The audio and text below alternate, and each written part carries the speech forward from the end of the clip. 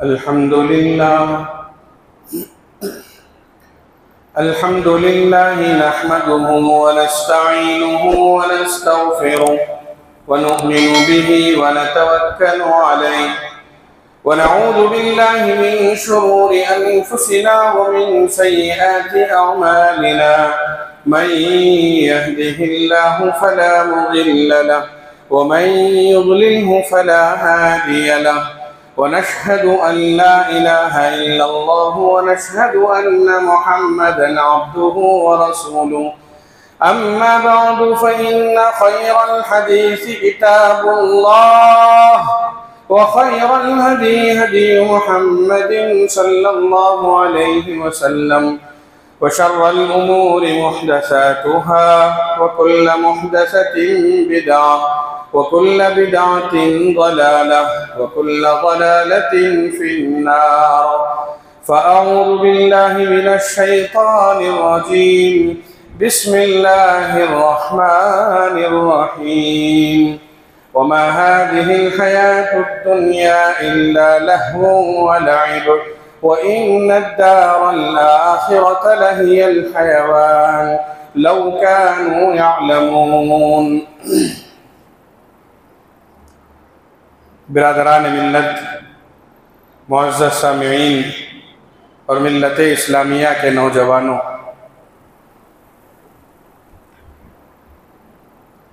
हम सब जानते हैं और इस बात से अच्छी तरह से वाकिफ़ हैं कि ये दुनिया चंद रोज़ा ज़िंदगी है। इसके बाद की ज़िंदगी असल ज़िंदगी है और वह आखिरत की ज़िंदगी कहलाती है। हम सब का इस बात का अक़ीदा है, हम सबको इस बात का अक़ीदा है कि हमें इस दुनिया में चंद रोज़ रहना है और फिर उसके बाद जब हमारी ज़िंदगी ख़त्म होगी तो फिर आखिरत की एक ज़िंदगी शुरू होगी और वो हमेशा हमेश की ज़िंदगी होगी। और इस बात से भी हम अच्छी तरह से वाकिफ़ हैं कि जब हम इस दुनिया में आए हैं तो फिर हमें तैयारी आखिरत की करनी है। आखिरत के सिलसिले में हमें कुरान और हदीस में बड़ी तफसील के साथ बतलाया गया है। इस बात से आगाह किया गया है कि यकीनन ये दुनिया ज़ेब व ज़ीनत से भरी हुई है। यहाँ हमारी दिलचस्पियों के बहुत सारे सामान हैं। इंसान को गफलत में मुब्तला करने के लिए तमाम आसाइशें और आराम हैं, मगर उसके बावजूद इंसान से ये कहा गया कि हमेशा इस बात का तसव्वुर रखो कि एक न एक दिन इस दुनिया को छोड़ना है और आखिरत की ज़िंदगी में हमें कदम रखना है और उसी के लिए हमें तैयारी करनी है। कुरान करीम और अहादीस नबविय्या में इस सिलसिले में बड़ी मुफस्सल तालीमात दी गई हैं और हम सबको ये बतलाया गया है कि दीन दुनिया की नहीं, आखिरत की तैयारी का नाम है। हमें चाहिए कि हम आखिरत की तैयारी करें। एक न एक दिन ये दुनिया ख़त्म होगी, आखिरत की ज़िंदगी शुरू होगी। इसलिए हमें हर हाल में खुशी और गम, हर हाल में हमें आखिरत को तैयारी करना है। रसूलुल्लाह सल्लल्लाहु अलैहि वसल्लम इस दुनिया में तशरीफ़ लाए तो आप अलैहिस्सलातु वस्सलाम ने सबसे पहली दावत आखिरत ही की तरफ दी थी। कुरान करीम का ज़्यादातर हिस्सा आखिरत की तालीमात पर ही मुश्तमिल है। इसलिए हमें चाहिए कि हम हर हाल में आखिरत की तैयारी करें। रसूलुल्लाह सल्लल्लाहु अलैहि वसल्लम ने जिस तरह हमें दुनिया में ज़िंदगी गुजारने की ताकीद फरमाई है, उसी अंदाज से दुनिया में ज़िंदगी गुजारें, वरना ये दुनिया शैतानी मंसूबों से भरी हुई है। इस दुनिया में ज़रा हमारे कदम बह के आखिरत से हम पूरी तरीके से गाफिल हो जाएंगे। कुरान करीम पढ़िए, अल्लाह ताला ने अंबियाए किराम रिज़वानुल्लाहि अलैहिम अजमईन की ज़िंदगियों की तफसीलात बतलाई, मिसाल दे दे कर फरमाया कि जिन जिन मौक़े पर इंसान आखिरत से गाफिल होता है, उन मौक़े पर अंबिया किराम रिज़वानुल्लाहि अलैहिम अजमईन ने ज़िंदगी में कितनी एहतियात बरती। कहीं इस्लाम में ये नहीं कहा गया कि आखिरत की तैयारी में आप दुनिया भूल जाएं। नहीं, आखिरत की तैयारी करें दुनिया में रहते हुए, दुनिया के तकाज़ों को पूरा करते हुए। अक्सर लोग इस गलत फहमी में मुब्तला हो जाते हैं कि दुनिया में रहते हुए, आखिरत की तैयारी करते हुए हम दुनिया की कोई दिलचस्पी इख्तियार न करें। नहीं, हमें खाने पीने, ऐशो आराम के साथ अच्छी तरीके से जिंदगी गुजारने के लिए दुनिया की जरूरत है।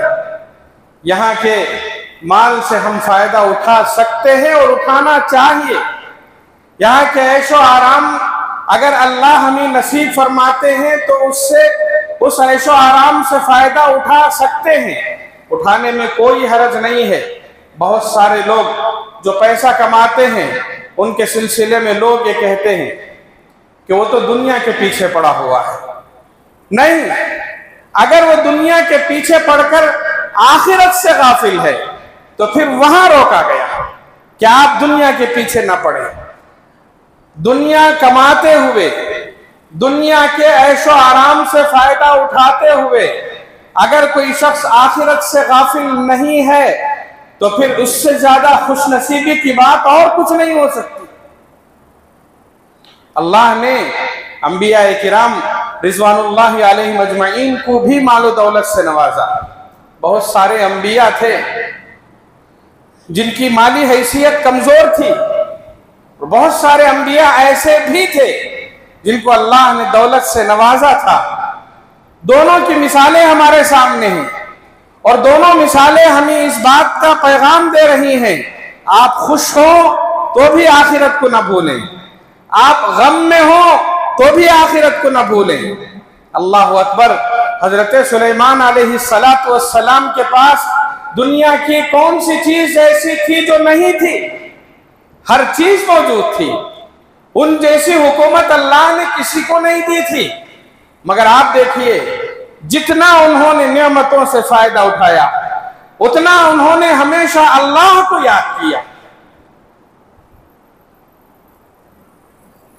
चूंटी का जब वाकया पेश आया था कि वो जा रहे थे रास्ते में अपने लाओ लश्कर के साथ, पूरा लश्कर मौजूद है उनके साथ। उस मौके पर जब उन्होंने चूंटियों के सरदार की आवाज सुनी, क़ालत नमलतुन या अय्युहन नम्लु उदखुलू मसाकिनकुम ला यहतिमन्नकुम सुलैमान व जुनूदुहु व हुम ला यशऊरून। कुरान का वाकया देखिए, इनके पास सब तरह की सहूलतें मौजूद, हर किस्म का सामान ऐश मौजूद, इनकी खिदमत के लिए खादिमीन मौजूद हैं, इनकी हिफाजत के लिए लाओ लश्कर मौजूद है, इनके आराम के लिए तख्त ताज मौजूद है।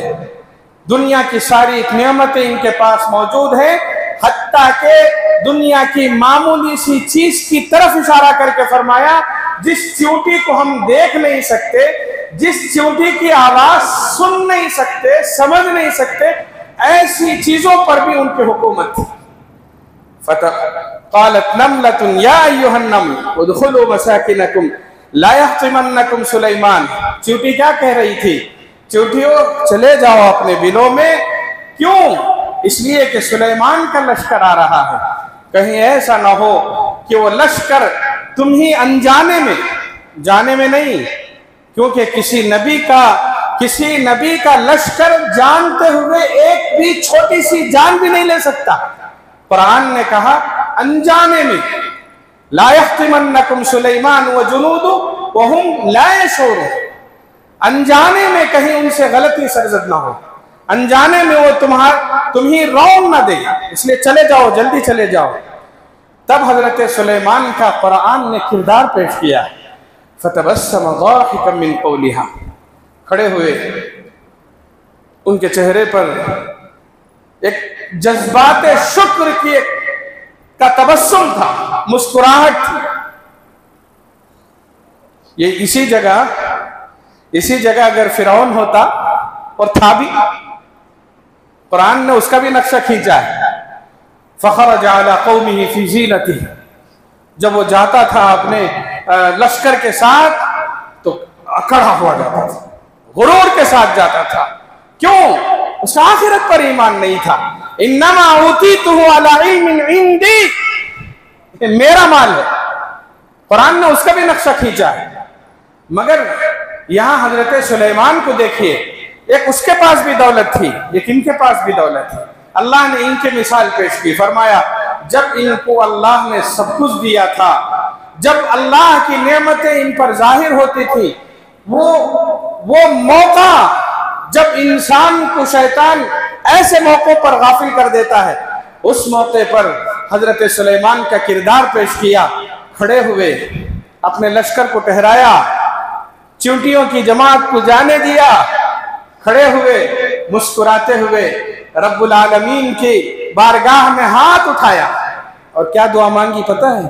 रब्बी औज़िअनी अन अश्कुर निअमतक अल्लती अनअमत अलैया व अला वालिदैया व अन अअमल सालिहन तर्दा व अदखिलनी बिरहमतिका फी इबादिका सालिहीन। अल्लाह, हजरत सुलेमान कह रहे हैं, अल्लाह मैं तेरा शुक्र अदा करता हूँ, मुझ पर और मेरे वालिदैन पर आपने जो इनाम किया मैं उसका शुक्र अदा करता हूँ, और तौफीक अता फरमा।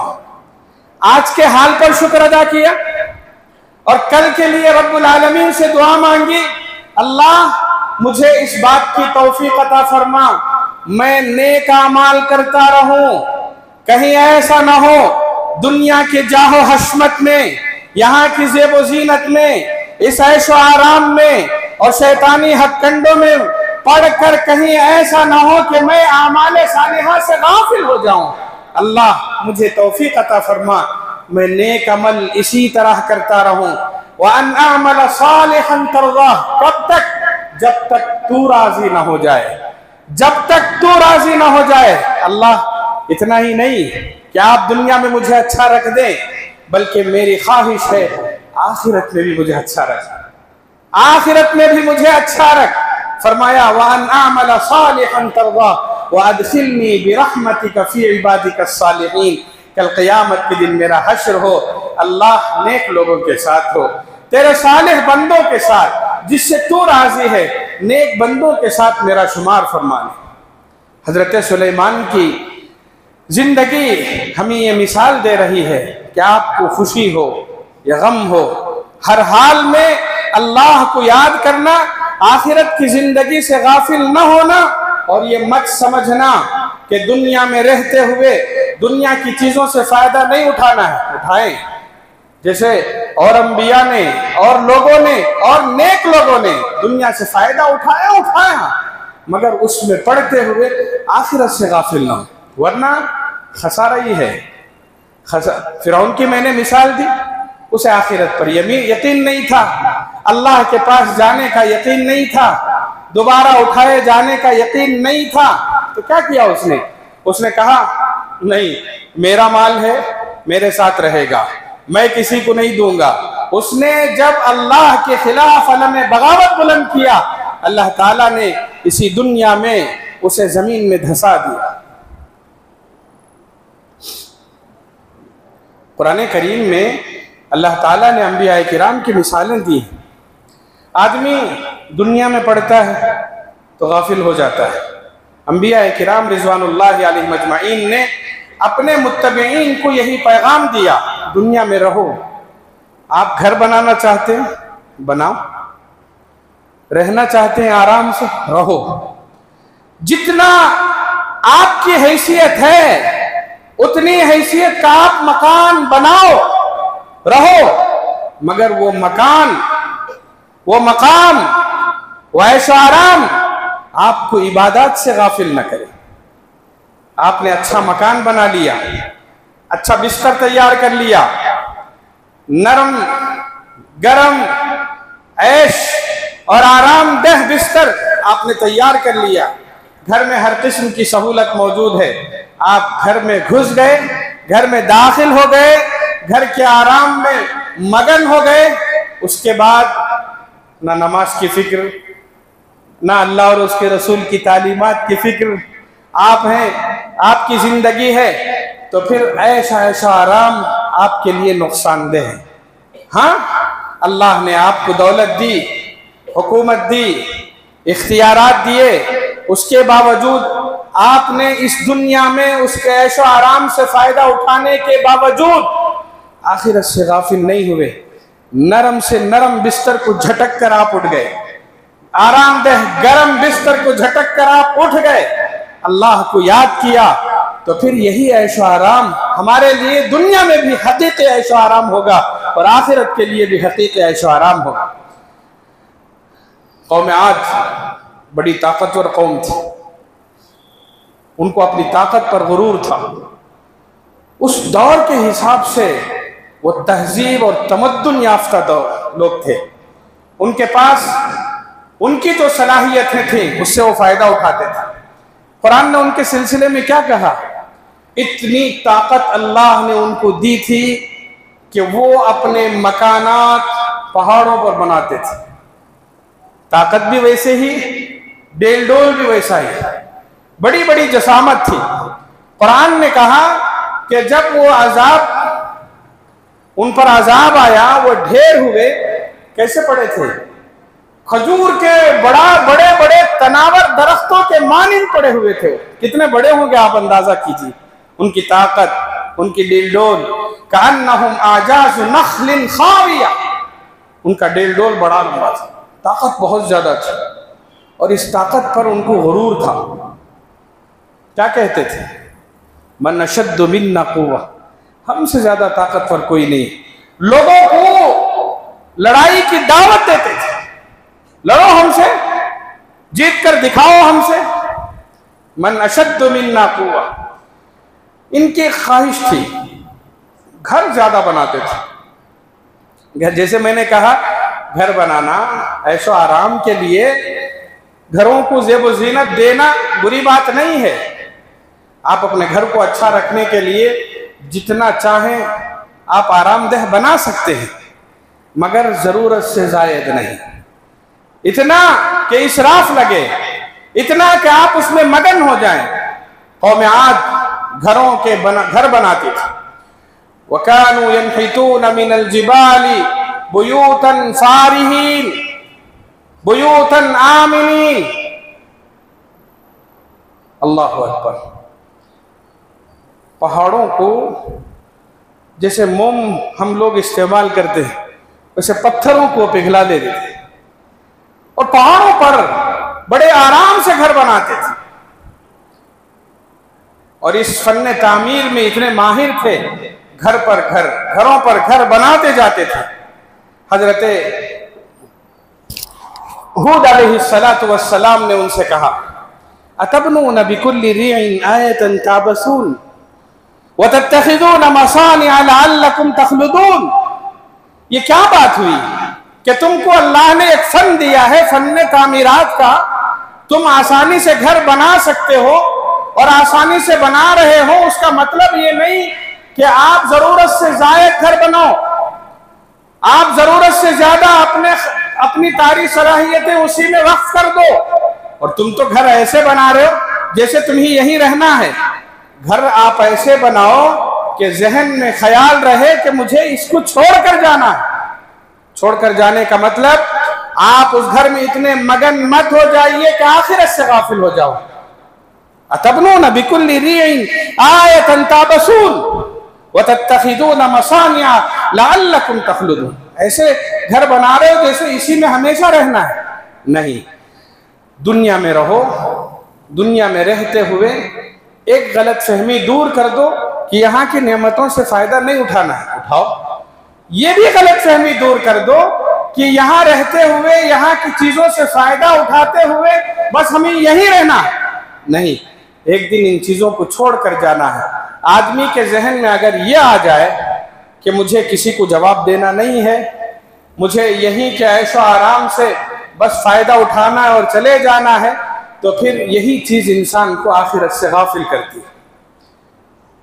हम दुनिया में रहें, दुनिया की नियामतों से फ़ायदा उठाएं, मगर आखिरत को कभी ना भूलें। इंसान दुनिया में रहता है, आखिरत की तैयारी भी करता है। नमाजें, रोज़ा, ज़कात, हज, सदका, खैरात, लोगों के साथ हुस्ने मुआमला, सब कुछ करता है। एक मकाम ऐसा आता है कि वो इबादत करते करते उसकी जहन में ये बात आ जाती है, मैं बड़ा मुत्तकी हो गया, मैं बहुत परहेजगार हो गया, अब मैं जैसे अल्लाह को पूछूं वो अल्लाह दे देंगे। आखिरत में मेरा बेड़ा पार, मैं जब इस दुनिया से जाऊंगा मेरे लिए जन्नत गारंटी। अल्लाह अकबर। ये जो एहसास है, ये एहसास हमें आखिरत से गाफिल कर देता है। इंसान इस दुनिया में रहते हुए आखिरत की तैयारी करे, दुनिया में रहते हुए दुनिया की चीजों के फायदा उठाते हुए भी आखिरत की तैयारी करे, और नेकियां करते हुए करते करते भी आखिरत की तैयारी करते रहे। कहीं ऐसा ना हो कि एक मौका ऐसा आ जाए कि वो गाफिल हो जाए, जहन में बात आ जाए, मैं बहुत नेक हो गया, मैं बहुत मुत्तकी हो गया।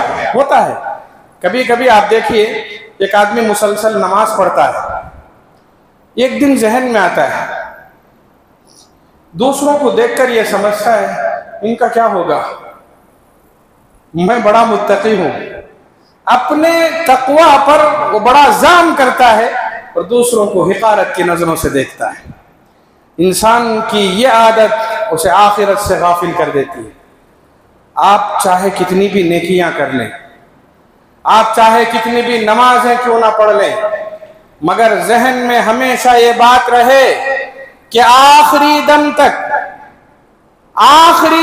तक मुझे अल्लाह अल्लाह कहना है, आखिरी वक्त तक मुझे अल्लाह और उसके रसूल की तालीमात पर अमल करना है।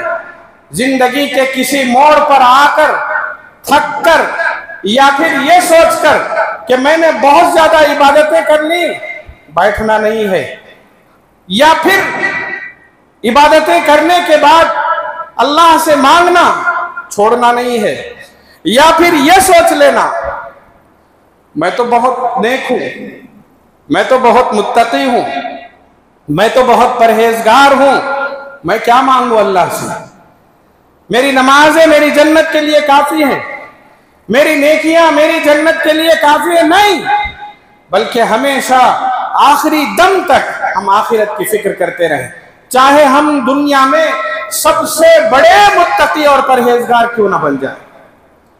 कुरान करीम में अल्लाह ताला ने हजरत इब्राहिम अलैहिस्सलातु वस्सलाम की मिसाल दी। कैसे थे वो, कितने नेक थे, कितने मुत्तकी थे, कितने परहेजगार थे। अल्लाह अकबर। कुरान ने कहा ये वो नबी है, ये वो बंदा है जिसने दीन इस्लाम की खातिर, अल्लाह की रजा की खातिर, जन्नत के हुसूल की खातिर, जहन्नम से बचने की खातिर दुनिया में इस कदर इसने कुर्बानियां पेश की हैं। अल्लाह ने उसके तमाम आमाल से राजी होकर उसे अपने दोस्त होने का ऐलान कर दिया। ये मेरा दोस्त है। इससे बड़ी बात और क्या हो सकती है कि अल्लाह किसी बंदे से कहे कि बंदा तू मेरा दोस्त है। हजरत इब्राहिम को अल्लाह ताला ने कहा कि ये मेरा दोस्त है। वत्तखज़ल्लाहु इब्राहिम खलीला। जानते हैं जिस जात को अल्लाह ने दोस्त करार दिया उसकी क्या कैफियत थी। वो रब के हुजूर दुआ के लिए हाथ उठाते और कहते वला तुखज़िनी यौम युबासून, वला तुखज़िनी यौम युबासून। अल्लाह जिस दिन तू सबको उठाएगा उस दिन मुझे उठाकर रुस्वा मत कर। यौम ला यनफ़उ मालुन वला बनून। जिस दिन ना माल काम आएगा ना बच्चे काम आएंगे। इल्ला मन अतल्लाह बिक़ल्बिन सलीम। अल्लाह उस दिन तो उसी को कामयाब करता है जो कल्बे सलीम लेकर आए। अल्लाह मुझे तौफीक अता फरमा कि मैं इस दुनिया में आखिरी दम तक ऐसे अमाल करता रहूं जिससे तू राजी रहे, कल्बे सलीम लेकर मैं तेरे पास आऊं। कौन कह रहे? दुनिया का सबसे ज्यादा मुत्तकी परहेजगार इंसान, जिसके लम्हे लम्हे की रियाजतों और इबादतों को देखकर अल्लाह ने कहा, वइज़ इब्तला इब्राहीम रब्बुहु बिकलिमातिन फ़अतम्महुन, मैंने जितनी आजमाइशें, जितनी कुर्बानियां हजरत इब्राहीम से मांगी वो उसमें कामयाब हुआ। फिर उसके बाद उनको इस जमीन में सरदारी का ऐलान किया, अल्लाह की कुर्बत का ऐलान किया, अल्लाह की दोस्ती का ऐलान किया, मगर उसके बावजूद जिंदगी के आखिरी लम्हात तक इनका ये अमल है कि अल्लाह मुझे क़ियामत के दिन रुस्वा मत कर। बात समझ में आती है कि हम जो मुख्तसर सी नमाजें, खोखली इबादतें, हम तो यही कहेंगे ना, हमारी इबादतें खोखली हैं। मैं नमाज के लिए खड़ा होता हूँ, कपड़े झाड़ता हूँ, कपड़े देखता हूँ, नाक में उंगली, दाढ़ी का खिलाल, सर पर टोपी को सीधा करना, एक हाथ इधर, दिमाग इधर उधर। आप सोचकर देखिए, क्या वाकई हमारी नमाजें खुशू और खुशू से भरी हुई? मैं नमाज में खड़ा हूं, मेरा दिमाग कहीं और है, मेरे हाथ इधर उधर चल रहे हैं, मेरी निगाहें इधर उधर उठ रही हैं। 10 मिनट, 5-10 मिनट पूरी तवज्जो के साथ नमाज अदा नहीं कर सकते हम। हमारी ऐसी खोखली इबादतें हैं। वैसी खोखली इबादतें अगर 10-15 दिन, महीना हमने कर लिया तो फिर शैतान हमें वरगलाता है, बड़े नेक हो गए, बड़े मुत्तकी हो गए, बड़े परहेजगार हो गए, अब बस बहुत होगी नेकियां, और हम खुश भी हो जाते हैं। कुछ लोगों के जरिए शैतान कहलवाता है, बड़ा नमाजी हो गया है, बड़े मुत्तकी हैं, लोग आकर हमारे सामने तारीफ करते हैं और हम खुश भी हो जाते हैं। नहीं, खुश होने की जरूरत नहीं है। जिंदगी में हमारी नेकियों का हवाला देकर हमें खुश करके, उस खुशी के जरिए अगर हम नेकियों में पीछे हो जाएं, इससे बड़ी नाकामी और कुछ नहीं हो सकती। खुश करने वाले तो करते रहेंगे। आप यूसुफ अलैहिस्सलाम को देखिए, बड़ी आजमाइश में जिंदगी गुजरी उनकी। जवान बचपन भाइयों के हसद की नजर हुआ, उसी के नतीजे में कुएं में डाल दिया गया, फिर वहां से निकाला गया, मिस्र के बाजार पहुंचाए गए, वहां फरोख्त हुए, मिस्र के महल पहुंचे, अल्लाह ने वहां आराम से रखा, फिर भी वो गुलामाना जिंदगी वहां उन्होंने गुजारी। फिर एक दौर ऐसा आया जब उनको बुराई की दावत दी गई, फिर उसके बाद बुराई न मानने की वजह से उसी की सज़ा में उनको जेल भेजा गया। 10 साल जेल में रहे, अपनी जवानी के 10 साल वो जेल में रहे। फिर 10 साल के बाद हालात ऐसे पैदा हुए कि हजरत यूसुफ अलैहिस्सलाम को वहां से बाइज्जत बरी किया गया। और जब बाइज्जत बरी किया गया, मिस्र के महल में लाया गया, तो उस मौके पर लोगों को जब पता चला कि इस नौजवान को किसी गलती के बगैर सिर्फ इल्जाम की वजह से जेल में डाला गया था, तो जो लोग ये समझते थे कि हजरत यूसुफ गलत हैं, उनकी निगाह में भी इनकी इज्जत बढ़ी। सब लोग, पूरा मिस्र ऐसा था जो हजरत यूसुफ के गुण गाता था। हजरत यूसुफ अलैहिस्सलाम की पाकदामनी की मिसाल दी जा रही थी। हजरत यूसुफ अलैहिस्सलाम को बड़े ही इज्जत और इकराम की निगाह से देखा जा रहा था। यहाँ तक कि हर शख्स आकर मुबारकबादी देता था, हर शख्स आपकी नेकी की तारीफ करता था, आपकी पाकदामनी की तारीफ करता था। होना क्या चाहिए था?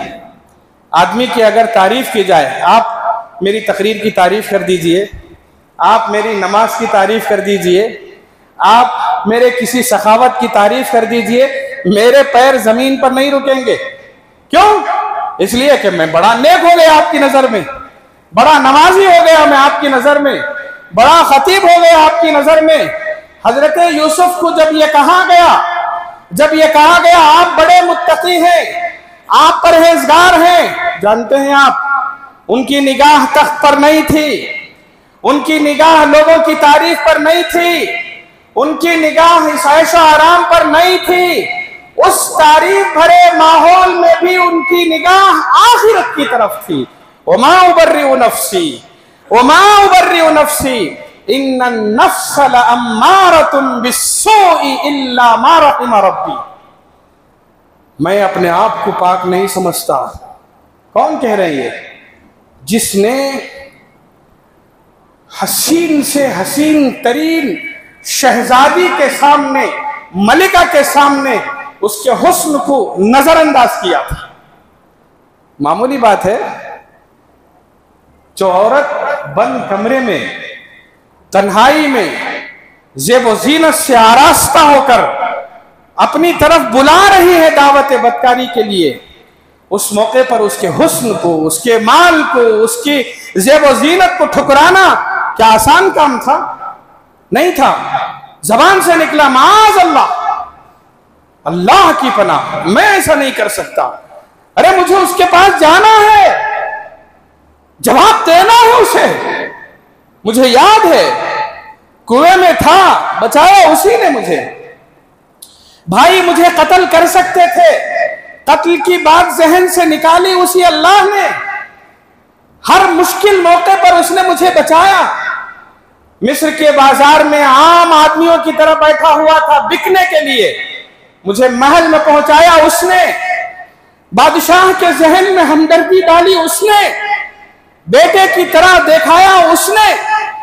नहीं, मैं नहीं कर सकता, माज़ अल्लाह, अल्लाह की पनाह, मैं ऐसा नहीं कर सकता। इन्नहु रब्बी अहसन मस्वाई, मेरा रब है जिसने मुझे अच्छा ठिकाना दिया, बादशाह के मकान में दिया है। मैं इन्नहु रब्बी अहसन मस्वाई इन्नहु ला युफ्लिहु ज़ालिम। अगर मैं आज जुल्म का, मैं कामयाब नहीं हो सकता। आसान काम नहीं था वहां बुराई से बचना, मगर उसके बावजूद 10 साल के बाद जब लोग वाह वाह कर रहे हैं, यूसुफ तुम बड़े नेक हो, यूसुफ आप बड़े पाक दामन हो, यूसुफ आप बहुत अल्लाह वाले हो, यूसुफ आपको अल्लाह ने महबूब बना लिया है, यूसुफ आज से आप वजीर खजाना रहेंगे, यूसुफ आज से आप हमारे बादशाह रहेंगे। अल्लाह अकबर, सर झुकाकर ये कह रहे हैं, मैं अपने आप को बड़ा नहीं कहता। वमा उबर्रिउ नफ्सी, क्यों? इसलिए कि जो नफ्स है वो किसी भी वक्त इंसान को बहका सकता है। ये नफ्स सिर्फ बुराइयों की तरफ दावत देने वाला है, सिवाय उस शख्स के जिस पर अल्लाह रहम करे। मैं अब उसी अल्लाह के रहम की भीख मांगता हूं, मुझे उसी के पास जाना है। आप देखिए, दौलत के अंबार पर खड़े होकर हमेशा अल्लाह ही को याद किया। इसलिए हम खुशफहमी में मुब्तला न हो कि हमने नेकियां बहुत कर ली हैं, अब आखिरत को याद करने की ज़रूरत नहीं। बहुत सारे लोग, मैं मुझ समेत, मैं तौबा नहीं कर सकता, तौबा नहीं करता। क्यों? ये सोचकर मैं तो बहुत अच्छा इंसान हूँ, मुझे तौबे की क्या ज़रूरत है। कभी कभी इंसान के जहन में शैतान एक बात डाल देता, तुमने चोरी की, जिना किया, बड़ी गलती की, किसी को कत्ल किया। अरे जब वो कुछ भी नहीं किया तो फिर तौबे की क्या जरूरत? ये शैतान का वसवसा है। आप गलती करें ना करें, तौबा करते रहना है, अल्लाह के पास जाना है। रसूलुल्लाह सल्लल्लाहु अलैहि वसल्लम खुद अपने सिलसिले में फरमाते हैं, लोगों तुम में सबसे ज्यादा मुत्तकी मैं हूं, तुम में सबसे ज्यादा परहेजगार मैं हूं, तुम में सबसे ज्यादा अल्लाह से डरने वाला मैं हूं। जो अपने आप को ये कह रहे हैं मैं सबसे ज्यादा मुत्तकी, मैं परहेजगार हूं, मैं ज्यादा जानता हूं दीन तुमसे, मैं तुम्हें सिखाने के लिए आया हूं, वो अल्लाह के नबी अपने बारे में कहते हैं, दिन में मैं 100 मरतबा तौबा करता हूं।